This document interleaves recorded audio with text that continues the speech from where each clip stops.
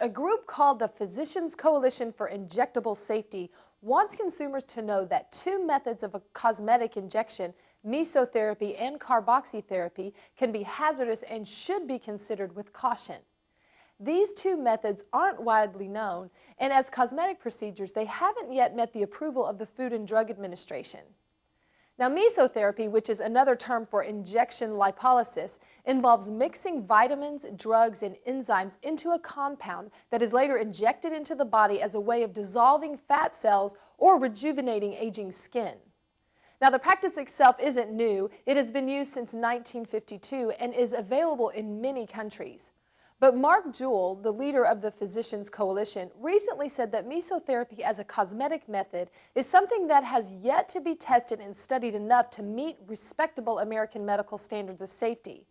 Patients who are considering it, he said, should be advised that the injections include products that may be unsafe. Carboxytherapy, the other method in doubt, involves the injection of carbon dioxide gas under the skin as a way of contouring the face and body.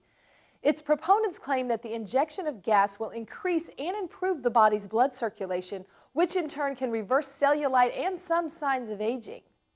But coalition member Robert Weiss has said the contrary to what its proponents may advertise. The method has not been clinically tested or approved by the FDA as a cosmetic procedure. And among other risks, he said, having these injections made around the eye area can lead to blindness if gas bubbles enter blood vessels. We spoke to Dr. Mark Jewell, who chaired the coalition group. Periodically, we do issue advisories and information to consumers. Our most recent one was about carboxytherapy and also mesotherapy, two areas of interest, yet at the same time with the potential for problems associated with these types of therapies.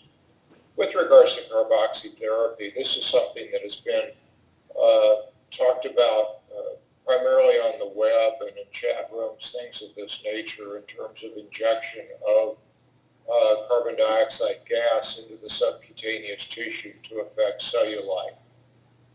We found that there's not very much written in the peer-reviewed literature that demonstrates safety and efficacy, and felt compelled to make a statement about this. We felt compelled to issue consumer advisory with regards to mesotherapy for several reasons. One is that we just don't have great information in the peer-reviewed medical literature that demonstrates safety and effectiveness of these drugs. The second thing is that, for the most part, these drugs are compounded as opposed to being produced according to good manufacturing practices by pharmaceutical companies. That is, every time a patient comes in for an injection lipolysis or mesotherapy session, the drugs literally have to be compounded, which adds a lot of variability to the mixtures that are being produced. And without any sort of standardized mixture protocol or process, we feel that the risk for consumers is just too great. The coalition wants to keep consumers aware of the practical and legal status of cosmetic injectables, plus any updates related to these treatments. More information is available at www.injectablesafety.org.